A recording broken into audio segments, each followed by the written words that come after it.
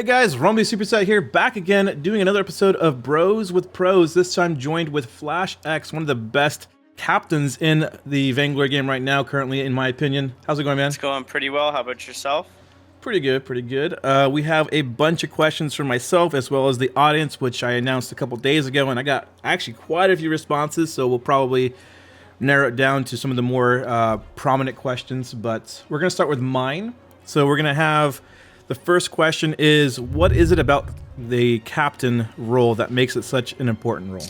That's a great question. So it's kind of gone through a few positional, kind of more fundamental mechanical changes throughout its time in Vainglory. But the captain role is so important just because you are the core component in terms of a team-wide utility. You're building those utility items: ward treads, crucible, fountain, no-whip gauntlet, contraption, buying all the vision, the flares, scout traps, everything. And it's just really important. Frequently, you're the team fight initiator. You're the one going in first since you're the tankiest, soaking up as much damage, body blocking for your carries as much as possible. Yeah, the whole 9 yards. So this kind of works into it too, is with that said, why do captains, in general, seem to be underappreciated in the community, or just Vainglory in general? I definitely think that captains are underappreciated, but I think that to an extent, that might be deserving almost. So unfortunately, it's my opinion that at least in Vainglory's current state, and I know it's something that SCMC is looking at very closely for addressing for the future, especially when 5v5 comes out, that the captain position, well, I actually think it is the hardest to play in terms of mechanics, just because you do have all of those activatable items, sometimes up to 6 to press, where you just don't ever have that in the carry positions. So while I think it's actually the hardest to play, I think it actually has the least impact in terms of the results of the games. For an example, I think that you could be the best captain player in the world, play absolutely perfectly, and your team still lose the game just because your carries don't know how to follow up and capitalize on the things that you're doing correctly as captain. Whereas on the other end of the spectrum, if you're a carry player, whether that be in the lane or the jungle, you could have a bad captain player who misses their blocks, mistimes their fountains, doesn't use war treads at the appropriate time, but still be able to outplay the other team and still carry the game.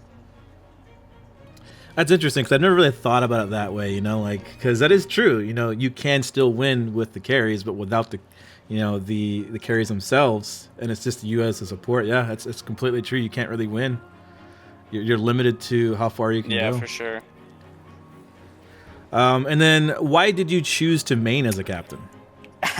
That's kind of a funny question. I actually don't necessarily think that it's something that I directly chose, and it's more of something that just chose me. I've been playing Vainglory since its inception, back when it was just a beta, I think in October or November of 2014, if that's correct. But I started out meaning Adagio specifically. Adagio was the hero. There was maybe only 10 heroes at that point in time. And I was just playing Adagio. Adagio started out as this tank where you'd build these tanky defensive items and use them to scale. Whereas a couple of patches later, it transitioned to where Adagio started being played in the lane. And I actually did make that transition still perfectly fine. Playing, it was actually weapon power Adagio with Sorrow Blade and Breaking Point up in the lane, and I did that no problem. And then it wasn't until they kind of made some changes to Adagio where he went back into the captain position. And once the overall hero pool started expanding and they were making a lot more variation in terms of the captain role, that's something that I just kind of started doing naturally, since I had been playing Adagio so frequently in whatever role he was best designed for. Okay. Yeah, I'd never really taken a liking to Adagio. I did like him when he was like the weapon power, like you were saying, way back in the day. But I never really found him, a hero I like to captain with. So that's kind of interesting that you started with him. Yeah, no, he's a lot of fun.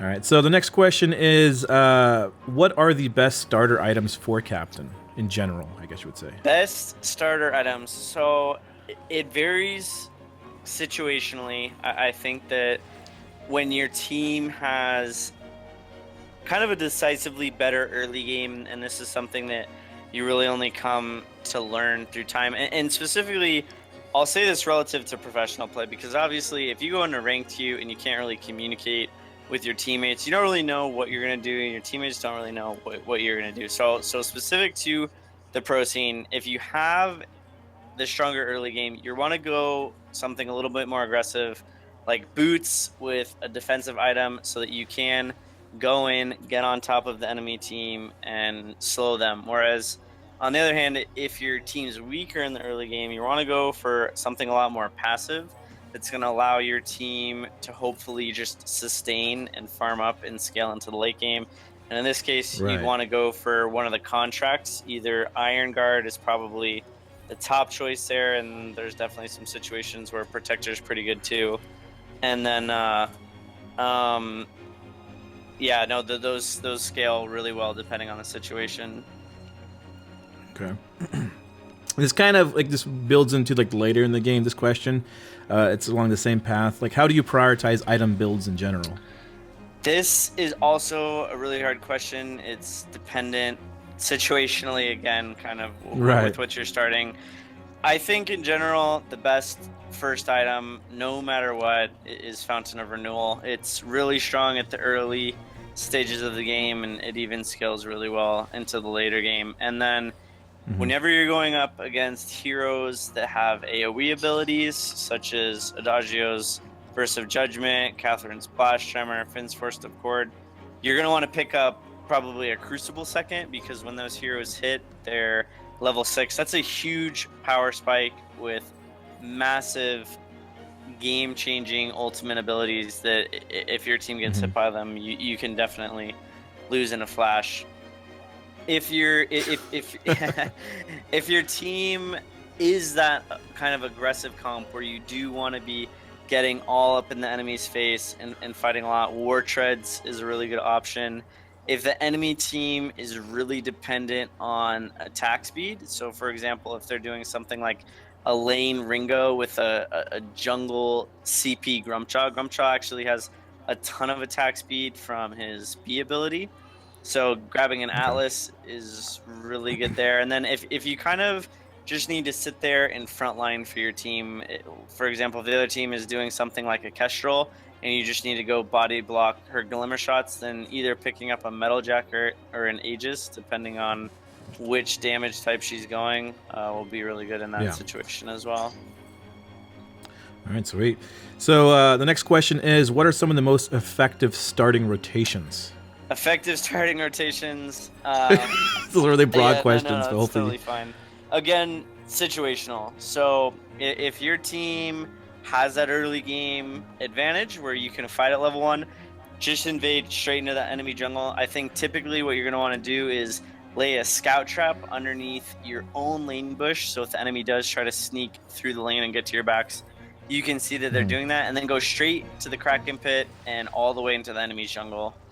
If your team wants to play defensively, like if you have the weaker early game, what you're going to want to do is have maybe both your laner and your jungler try and kill your back camps as quickly as possible, while the captain kind of sits in the tri-bush with the scout trap and not necessarily tries to fight the enemy team, but forces them from just running uncontested all the way to your backs, and then hopefully you can at least salvage some of those camps.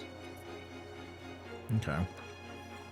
And then the final question is, how do you manage so many activatables in a team fight? Because if I go beyond like 4, like I cannot manage it. Like it's too crazy. Yeah, no, I completely understand that. I think I can do 5 pretty well, but when they get to 6 and the items start resizing and get really small, that's when I personally start to struggle a lot in this position. There's not really any one advice as to how to kind of correct this other than just practice. And obviously you're only going to get the best experience when you do go into these really late game games when you are hitting 4, 5, or 6 items. But on top of that, in general, one thing that I've found has helped me quite a bit is you can now reposition where your items sit. So as soon as I have block always takes the first slot in my items. My boots always take the second slot. My scout traps and mines I always put in the 2 slots closest to my abilities, and then depending on whatever items I have, fountain, atlas, those just go somewhere in the middle. And this is the orientation where they're kind of horizontal? Yeah, correct. Okay, yeah. Actually, I have one more question. When will you carry me to VG Gold? Yeah, I'm just kidding. Unfortunately, I need to carry myself there first.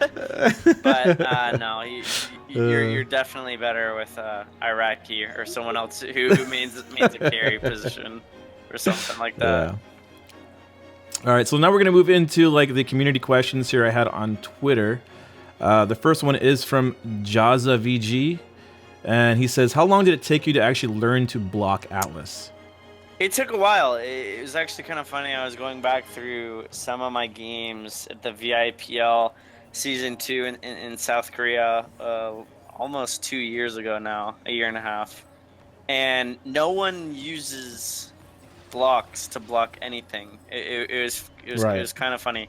So that's something that I really just developed over time. And most of the cases, I think that as a captain main, there's going to be more things of greater importance, such as these huge AoE abilities that you're going to need to save your Crucible for. And I actually think it's on the laner and jungler's responsibility to kind of make sure that they're blocking Atlas in the first place. Okay. And then the next one is, this is kind of one I'm a little bit curious about too, is what's the best late game fight strategy? Be aggressive or be defensive? Again, like everything else, it's all situational. So if you have a comp that specifically mages, I don't think that mages like Celeste or Scarf do a good job at hard engaging. So what you're going to want to do is you're going to want to play passively, poke from a distance, get those broken misstacks, and slowly whittle down the enemy team. However, if you're playing something like Baron and Koshka, who just have massive upfront burst damage, then you're going to have to hard engage, hopefully try and delete a target, and then snowball the team fight from there. Yeah. Okay, and then the next question is by FREEZEMAN. It says, do you usually block the Atlas for your laner or save it for a stun or other CC? I would say save it for a stun or other CC. Yeah, you usually let your laner handle the Atlas then? Yeah. That's if they build defense, right? Yeah, exactly. There's some people who don't. This is very true. Specifically my teammates. This one you kind of already answered the first part, so I'll go into the second part, but this is by KLEINTHECALVIN. He says, let's see, what are are offensive items recommended in roaming? Sorry.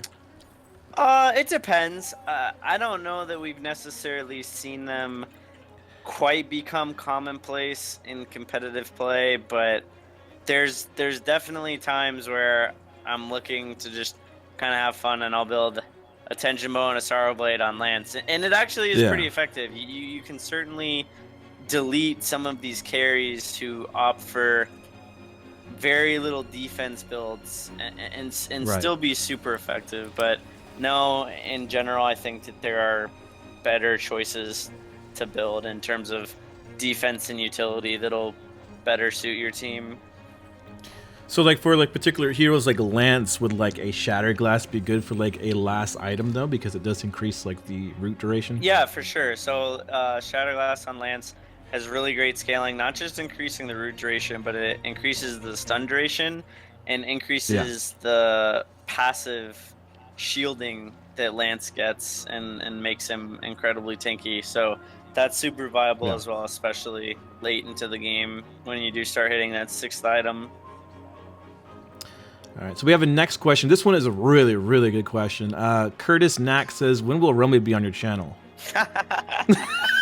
Well, I've definitely made a really big push into YouTube during the very, very short off season between spring and summer. But now that competitive play is ramping back up again, unfortunately, that comes first. Or yeah, Right, the competitive play comes first to my content creation. So I would love to get back in touch with you after the summer season is over and absolutely make that happen. Yeah, we'll grind to gold, man. I'm down. This one's a good question, actually. This one is from Ankit Thakur.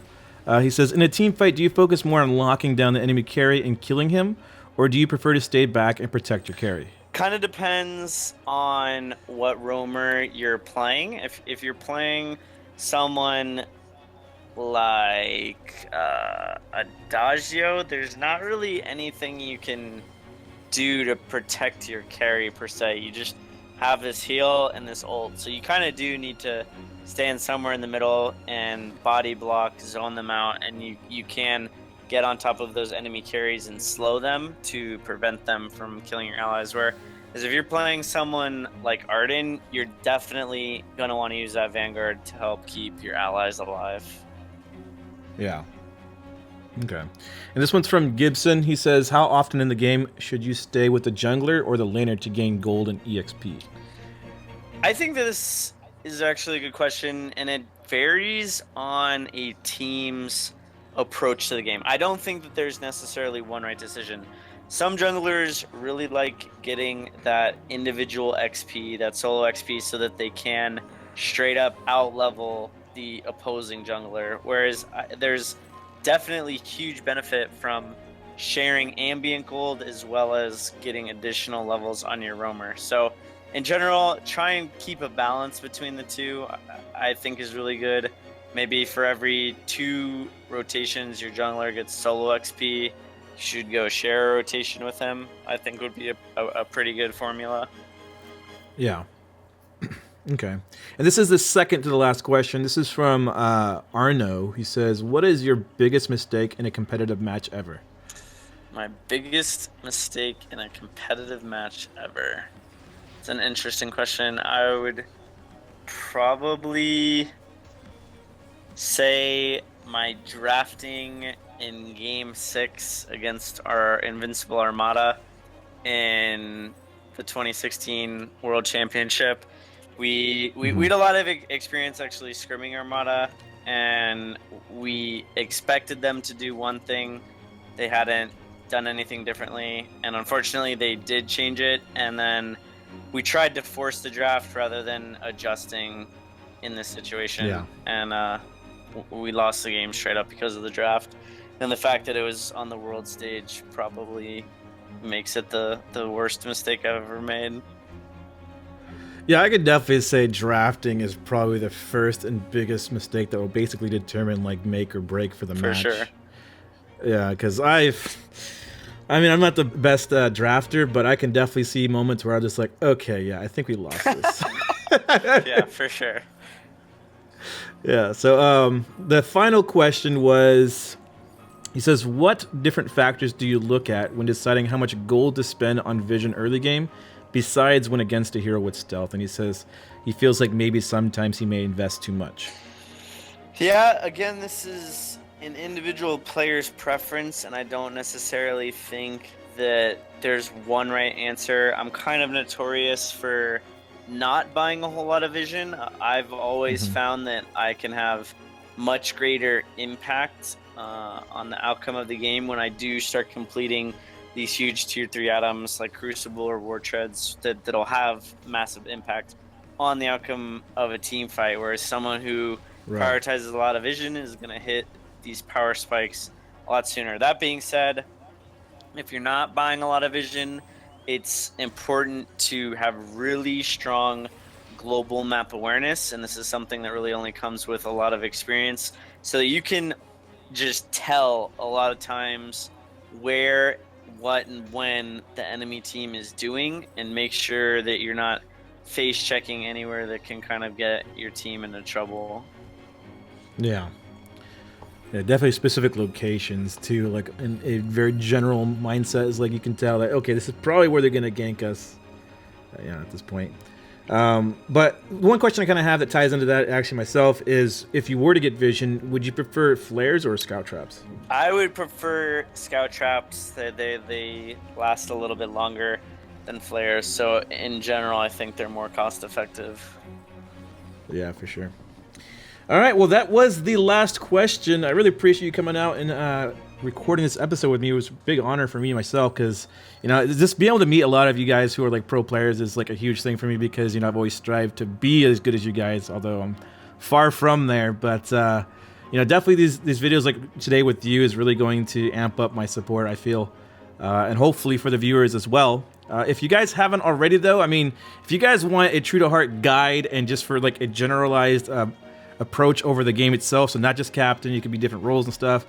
FlashX does have a channel, a YouTube channel, so definitely check it out in the description down below. He does amazing content, and you're going to learn a ton just by watching his videos, so don't miss out on that. Do you have anything else to say, Flash? Just thanks for having me, and I really appreciate the opportunity. Yeah, and oh, also, don't forget to let Vonsi know that I want to record with him. Yeah. I haven't reached out yet. I will soon, but I expect it to be a yes. I'll let him know. Sweet. All right, man. Well, I appreciate it. All right. Well, that is the episode there. Hopefully you guys enjoyed, and we will see you guys next time. Later.